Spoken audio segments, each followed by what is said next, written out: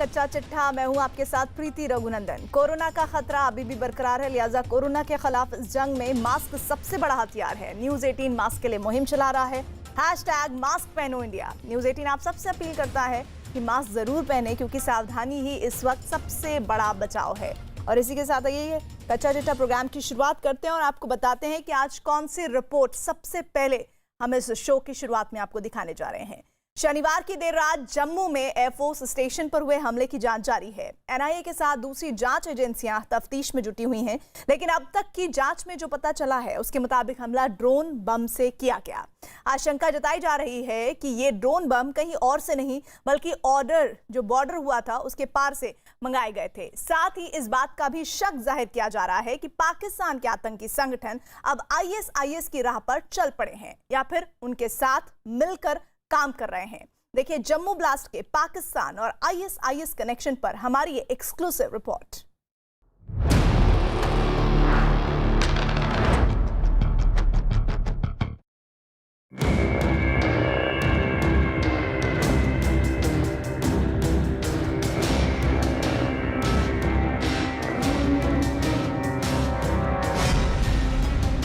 Jammu air force station blast की inside story.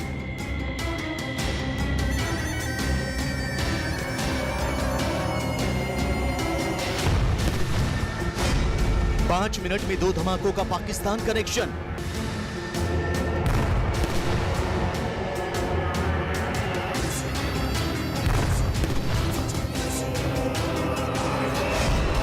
Imran की drone बम वाली साजिश हुई बेनकाब।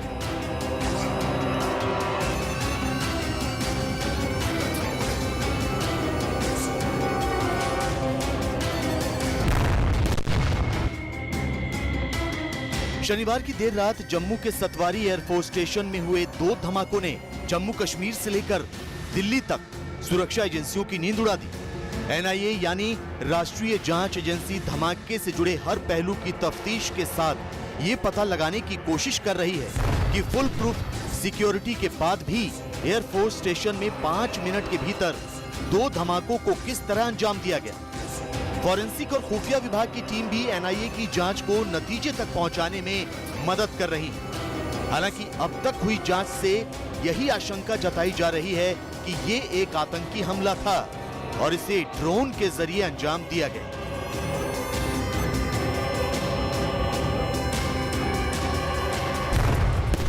जांच एजेंसियों को शक है कि इस ड्रोन हमले में खास तरह के जीपीएस का इस्तेमाल किया गया। धमाके की जगह से जांच एजेंसियों को एक ड्रोन भी मिला है। जाहिर तौर पर इस हमले के पीछे पाकिस्तान सेना और उसकी बदनाम खुफिया एजेंसी आईएसआई का हाथ हो सकता है, क्योंकि पाकिस्तान पहले भी ड्रोन से बॉर्डर के पास मौजूद इलाकों में हथियारों और ड्रग्स की सप्लाई करता रहा है। जम्मू एयरफोर्स स्टेशन भारत पाक अंतर्राष्ट्रीय सीमा से सिर्फ 14 किलोमीटर दूरी पर है। यहीं से ही पूरे जम्मू कश्मीर में सैन्य आपूर्ति की जाती है और जम्मू एयरफोर्स स्टेशन पर हेलीकॉप्टर्स और विमान भी पार्क किए जाते हैं। लिहाजा जांच एजेंसियों को शक है कि इन्हीं को निशाना बनाने के लिए पाकिस्तान समर्थित आतंकियों ने कोशिश की हो। लेकिन इस इलाके में किसी भी हमले को अंजाम देना आसान नहीं था, इसलिए आतंकियों ने ड्रोन बम का इस्तेमाल किया। ड्रोन के जरिए पहले से तय टारगेट पर हमला करना कोई नई बात नहीं है। कई देशों, खासकर अमेरिका की सेना और आईएसआईएस जैसे आतंकी संगठन इस तरह के हमलों को अंजाम देती आई। साल 2014 में बांग्लादेश मूल के इंजीनियर सिफुल हक सुजान ने तुर्की सीरिया बॉर्डर पर पहली बार ड्रोन से हमला किया था। सुजान आईएसआईएस का आतंकी था, जिसे अगले ही साल यानी 2015 में अमेरिकी सेना ने मार गिराया था। वैसे पाकिस्तान के पैसों पर पलने वाला आतंकी संगठन अल कायदा भी पिछले करीब 3 साल से ड्रोन के जरिए सीमा के उस पार से हथियार और गोला बारूद भेजता रहा है।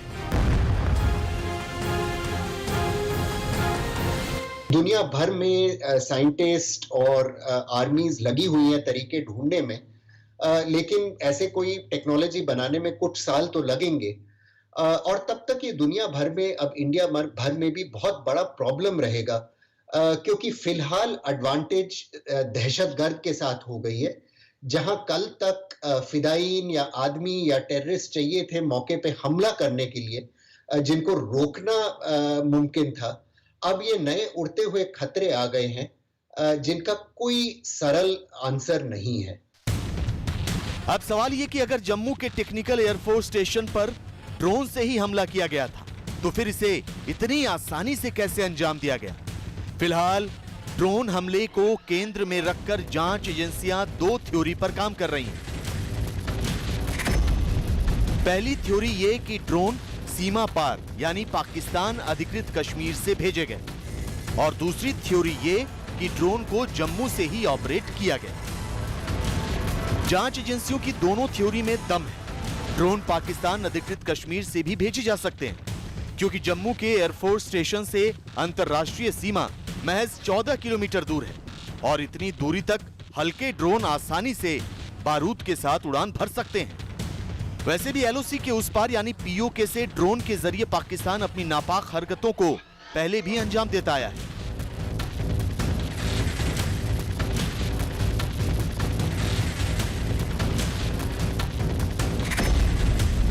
जून 2020 कठुआ जिले के हीरानगर में हथियार लेकर घुसा पाकिस्तानी ड्रोन मार गिराया गया। 20 सितंबर 2020 जम्मू जिले के अरनिया में 62 किलो हेरोइन और 2 पिस्तौल बरामद किए गए।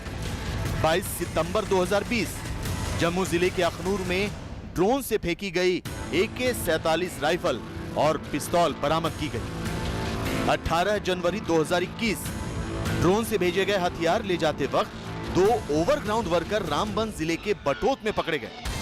24 अप्रैल 2021 जम्मू के अरनिया में हथियार फेंकने आए 2 पाकिस्तानी ड्रोन को गोलाबारी कर भगा दिया गया। लिहाजा इस बात से इनकार नहीं किया जा सकता कि जम्मू एयरफोर्स स्टेशन पर ड्रोन हमला बॉर्डर के उस पार यानी पीओके से अंजाम दिया गया। छोटे और मध्यम आकार के ड्रोन लगभग 1 से 7-8 किलो तक का वजन ले जाने में सक्षम होते हैं, और ये इनका क्वाड्रा रोटेटर्स का जो डिज़ाइन लगभग इस प्रकार का होता है कि ये 1 से 1.5 घंटा उड़ान भर सकते हैं।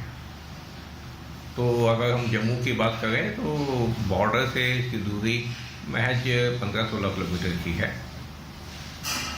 तो वहाँ से आसानी से ऐसे कामों को अंजाम दिया जा सकता है।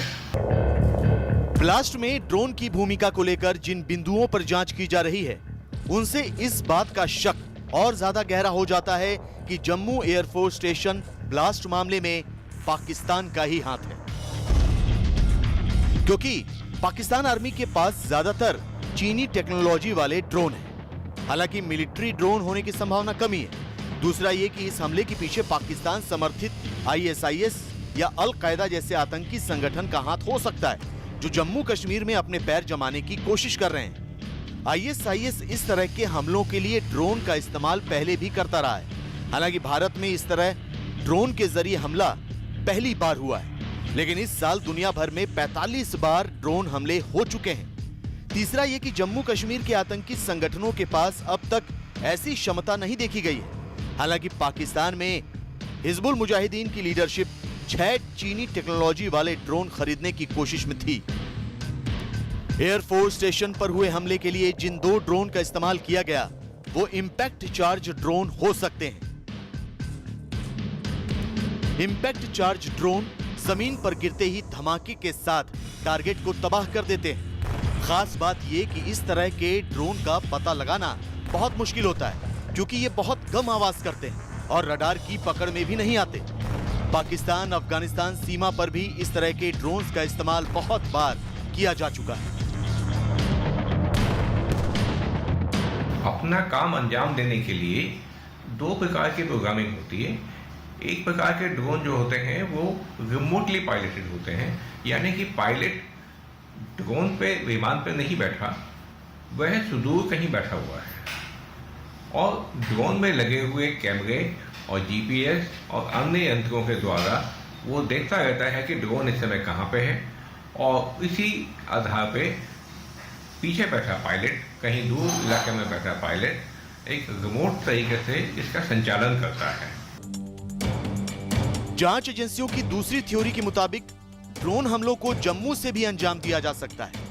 जांच एजेंसियां जम्मू एयरफोर्स स्टेशन पर हुए हमले में रोहिंग्या कनेक्शन पर भी जांच कर रही हैं, जम्मू के इस इलाके में रोहिंग्या मुस्लिम परिवार भी रहते हैं, लिहाजा उन्हें संदिग्ध मानते हुए इस दिशा में भी जांच की जा रही है। दरअसल सुरक्षा एजेंसियों को इस बात का शक है कि जम्मू के एयरफोर्स स्टेशन पर हुआ धमाका एक प्रयोग भर था। ये अंदाज़ा इसलिए लगाया जा रहा है कि जम्मू के एयरफोर्स स्टेशन पर हुए धमाके का इंटेंसिटी बहुत ही लो थी और साथ ही इससे बहुत ज़्यादा नुकसान भी नहीं हुआ।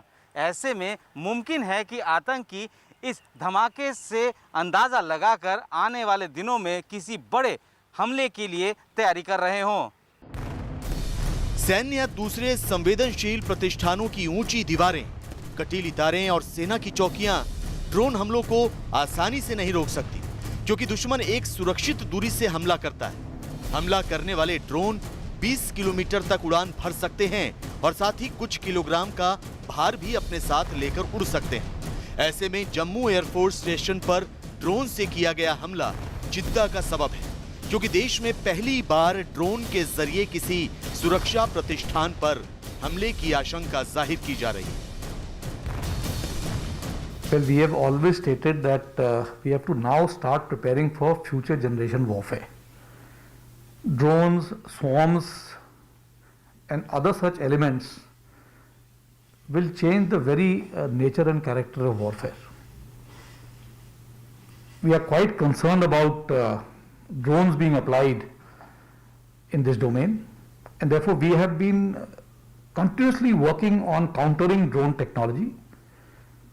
And you will be happy to know that our own DRDO has made some success and have demonstrated their capability to counter these drones. Drone कोई भी खरीद सकता है, इसे ऑनलाइन भी मंगवाया जा सकता है।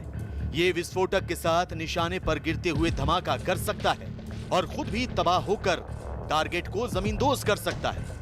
बाजार में कई ऐसे क्वाडकॉप्टर मिलते हैं जिन्हें 15 किलोमीटर की दूरी तक रात के अंधेरे में भी उड़ाया जा सकता है। इनके जरिए किसी खास इलाके से सिग्नल हासिल किया जा सकता है। खास बात यह कि ऐसे ड्रोन किसी निशाने पर सामान गिरा सकते हैं और क्रैश भी नहीं होंगे। वैसे पाकिस्तान और आतंकियों द्वारा ड्रोन के इस्तेमाल को देखते हुए सुरक्षा एजेंसियां इजराइल से एंटी ड्रोन टेक्नोलॉजी और उपकरण खरीद रही हैं। नौसेना ने कुछ समय पहले ही इजराइल से smash 2000 plus anti drone system हासिल किया है। बीएसएफ और सेना भी इजराइल से जम्मू कश्मीर और लद्दाख की परिस्थितियों के अनुकूल एंटी ड्रोन टेक्नोलॉजी पर आधारित डिफेंस सिस्टम खरीद रही है। No, we have acquired drones in large numbers. We are also looking at acquiring very modern, sophisticated drones that are available in the world market. But at the same time, I think our own drone technology is also evolving. It is not an easy technology because basically, we are lacking the technology for manufacture of engines for our aircraft. So I think that way we are moving in the right direction. खैर, 25 फरवरी 2021 को भारत पाकिस्तान के बीच 2003 के संघर्ष विराम समझौते को फिर से लागू किए जाने के बाद जम्मू एयरफोर्स स्टेशन पर हुआ ये सबसे बड़ा आतंकी हमला है। लिहाजा जांच एजेंसियां किसी भी तरह की कोताही नहीं बरत रही। यूएपीए के तहत केस दर्ज किया गया है, लेकिन फिर भी अतिरिक्त सावधानी बरतने की जरूरत है, क्योंकि जम्मू के कालूचक में देर रात 2 ड्रोन देखे गए। हालांकि सेना ने ड्रोन पर फायरिंग की, जिसके बाद दोनों ड्रोन गायब हो गए। फिलहाल इलाके में हाई अलर्ट है और सेना सर्च ऑपरेशन चला रही है।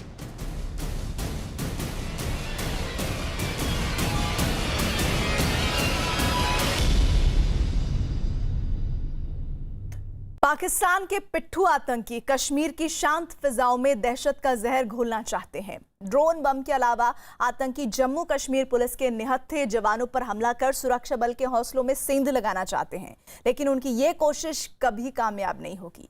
आतंकी हमलों के बीच सुरक्षा बल लगातार दहशतगर्दों को ठिकाने लगा रहे हैं। सेना, पुलिस और सुरक्षा बल के जवान अलग अलग ऑपरेशन में आतंक के टॉप कमांडरों को दबोच रहे हैं। पाकिस्तान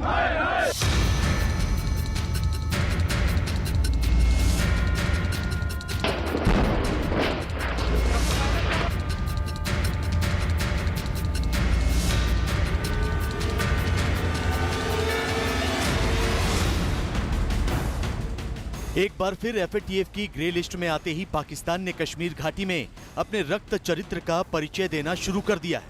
पाकिस्तान ने एक बार फिर घाटी में जिहाद का खूनी खेल खेलना शुरू कर दिया है। लेकिन इस बार पाकिस्तान के पैसों पर पलने वाले आतंकी सुरक्षा बल के साथ जम्मू कश्मीर पुलिस के जवानों को निशाना बना रहे हैं, जिसकी तस्दीक करती हैं ये तस्वीरें।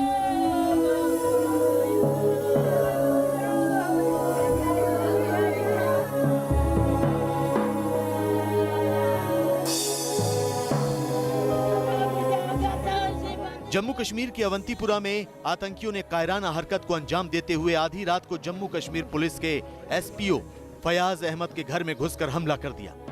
इस हमले में फयाज अहमद शहीद हो गए, वहीं उनकी पत्नी और बेटी की भी जान चली गई।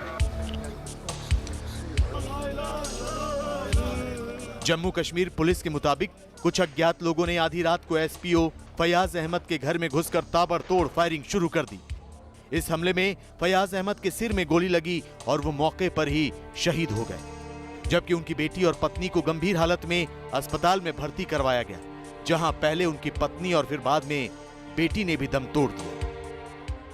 जैसा कि इस एरिया में मिलिटेंट का मूवमेंट रहता है, तो रात 2 टेररिस्ट आए और हुलिया से लग रहा था कि एफटी है, और उन्होंने हमारे एक एसपीओ पर अंधाधुंध फायर किया।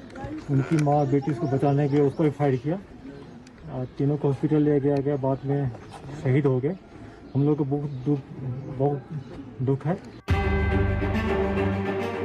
पुलिस को जैश ए मोहम्मद के आतंकियों पर इस वारदात को अंजाम देने का शक है, लेकिन ये कोई पहला मौका नहीं है जब आतंकियों ने ऐसी कायराना हरकत को अंजाम दिया हो। कुछ दिनों पहले ही शोपिया में इंस्पेक्टर परवेज अहमद की टीआरएफ के आतंकियों ने गोली मारकर हत्या कर दी थी। सुरक्षा जानकारों का मानना है कि कश्मीर में बढ़ती राजनीतिक हलचल, ऑपरेशन ऑल आउट और एफएटीएफ की ग्रे लिस्ट में जाने के बाद से ही पाकिस्तान बौखलाया हुआ है और वो इस तरह की हरकतों को अंजाम दे रहा है। लेकिन इससे सेना, जम्मू कश्मीर पुलिस और अर्धसैनिक बलों का हौसला नहीं टूटने वाला। जम्मू कश्मीर के बाजारों में एक बड़े आतंकी हमले की साजिश को नाकाम कर दिया गया। कश्मीर के शोपियां से सोमवार को 3 आतंकियों को इस सिलसिले में गिरफ्तार किया गया। आतंकी संगठन लश्कर-ए-तैयबा से जुड़े ये आतंकी बड़ी वारदात को अंजाम देने की फिराक में थे, लेकिन जम्मू कश्मीर पुलिस ने नासिरुल हक नाम के एक आतंकी को 6 किलोग्राम आईईडी के साथ धर दबोचा। नासिर पाकिस्तान और दक्षिणी कश्मीर के शोपियां में बैठे आतंकी सरगनाओं के संपर्क में था। यही नहीं, श्रीनगर से राज्य पुलिस ने लश्कर के टॉप कमांडर नदीम अबरार को भी गिरफ्तार कर लिया है। नदीम अबरार घाटी में राजनीतिक कार्यकर्ताओं की हत्या समेत कई गंभीर मामलों में वांटेड था और लंबे वक्त से एजेंसियों को उसकी तलाश थी। नदीम की गिरफ्तारी के बाद मिलिट्री इंटेलिजेंस और जम्मू कश्मीर पुलिस के अधिकारी उससे पूछताछ कर रहे हैं। पाकिस्तान आतंकियों के सहारे कश्मीर की शांत फिजाओं में दहशत का जहर घोलने की लाख कोशिश करे, लेकिन भारतीय सेना और जम्मू कश्मीर पुलिस के वीर जवान उसके हर मंसूबे को नाकाम करने का संकल्प ले चुके हैं। आतंक मुक्त कश्मीर की नींव पड़ चुकी है।